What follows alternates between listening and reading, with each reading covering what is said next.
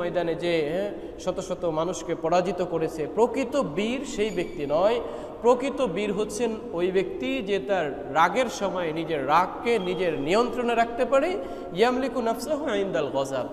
প্রিয় উপস্থিতি, বুখারীর 6114 নম্বর হাদিসের ভিতরে আল্লাহ রাসূল সাল্লাল্লাহু আলাইহি ওয়াসাল্লামের এই কথাকে কোট করেছেন। প্রিয় উপস্থিতি, এই জন্য আমাদের ম্যাক্সিমাম যে ভুল হয়ে যায়, রাগের সময় আমরা বিভিন্ন সিদ্ধান্তে উপনীত হই, রাগের কথায় আমরা বিভিন্ন সময় বিভিন্ন ডিসিশন নিয়ে ফেলি।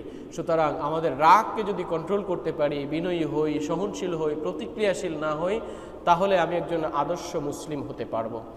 একজন আদর্শ মুসলিমের আচরণে 3 নম্বর পয়েন্ট আমি যেটা আলোচনা করতে চাই সেটা হচ্ছেন সৎ এবং আমানতদার হতে হবে।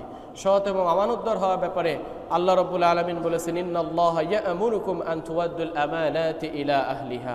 নিশ্চয়ই আল্লাহ তোমাদের নির্দেশ দেন যে তোমরা আমানত তার প্রকৃত হকদারকে ফিরিয়ে দাও। ইন্নাল্লাহা ইয়া'মুরুকুম, নিশ্চয়ই আল্লাহ রাব্বুল আলামিন তোমাদেরকে কি করেন? নির্দেশ দেন আন তুওয়াদ্দুল আমানাত, তোমরা তোমাদের আমানতকে যথাযথ ব্যক্তির কাছে ফিরিয়ে দাও। ইলা আহলিহা, যেই আমানতের হকদার, যে ব্যক্তি আমানতের প্রাপ্য, সঠিক প্রাপ্য দাতা, তার কাছে তোমরা তোমাদের আমানতকে ফিরিয়ে দাও। নিশ্চয়ই আল্লাহ তোমাদেরকে এই নির্দেশ দেন। প্রিয় উপস্থিতি, সুতরাং আমি আপনি মনে করতে পারি যে আমার কাছে কেউ টাকা রেখে গিয়েছে, এটাই